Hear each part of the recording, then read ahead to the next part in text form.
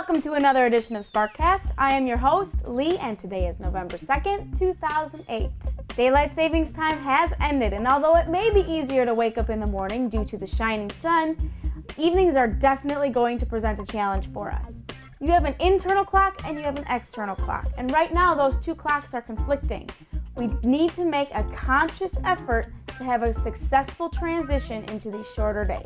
Most of us tend to feel a little bit more snacky on those cold, dark evenings, and when we're getting that snack attack, we seek out those comfort foods, those heavy foods that are high in fat, calories, and sodium. When stress, winter depression, and seasonal affective disorders set in, those are the first foods that we go for because it tells our brain that it's making you feel better, when really the effect is only temporary. So we need to be prepared with some low-calorie snacks, fruits, vegetables, 100-calorie packs.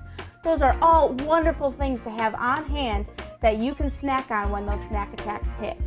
Your internal clock and your external clock are struggling right now. So when your internal clock is telling you it's lunchtime at 11:30, your external clock is saying it's only 10:30 and you've still got to wait an hour. Your body's starting to feel deprived.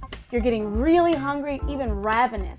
That's when we really need those snacks so that when we get to our mealtime, we're not going to sabotage ourselves by eating everything in sight. All those meal times where our bodies are predisposed to eat are changing, and we don't want our bodies to feel deprived. So have those snacks on hand and have healthy snacks that are going to keep you satisfied for that hour before you're used to eating. It's probably starting to get pretty dark when you get home from work, so you can kiss your evening walks through the park goodbye. We need to find some indoor activities that we can do all season long that are still going to give us the variety that our body needs to keep that metabolism up and moving. If you normally go to bed at 11 o'clock at night, you're going to have to start going to bed now at 10. So it's going to be a little bit harder for us to fall asleep. The solution to that problem would be starting to wind down an hour earlier than you normally would every night. Start getting into the swing of things and calming your body down, maybe drink some tea, read a book. Do something a little bit more low-key than some of the things that you would normally do before you go to bed. Giving yourself that time before you go to bed will definitely help your body relax and get you more accustomed to falling asleep at a normal hour. When you get home from work, you might be feeling stressed, a little bit crabby, and you probably don't want to cook on some of those nights. It's a great idea to have your meals all planned out. My husband and I have a calendar that we keep on our refrigerator that has all of our dinners planned out for about the next month. That will help me when I get home know what I need to cook and take that decision-making process right out of it. I know that I have the ingredients that I need, and I know exactly what we're going to have for dinner that night. Another option might be to have some go-to foods that you always have ingredients for in your kitchen.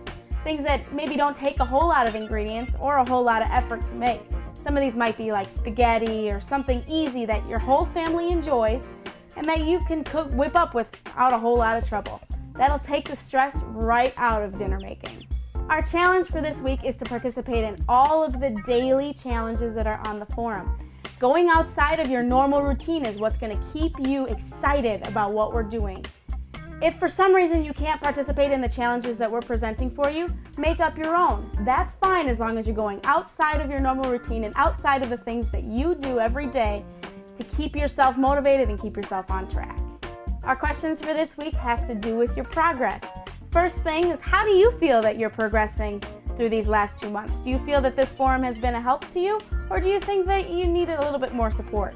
Number 2, are there any healthy habits that you find easier now than you did 8 weeks ago?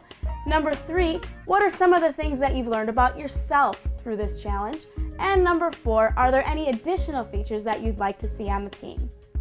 We've had an outstanding response to our accountability partners. Remember that if you did sign up for an accountability partner, please check in with them today. This has been another edition of Sparkcast, and I'll see you next Sunday.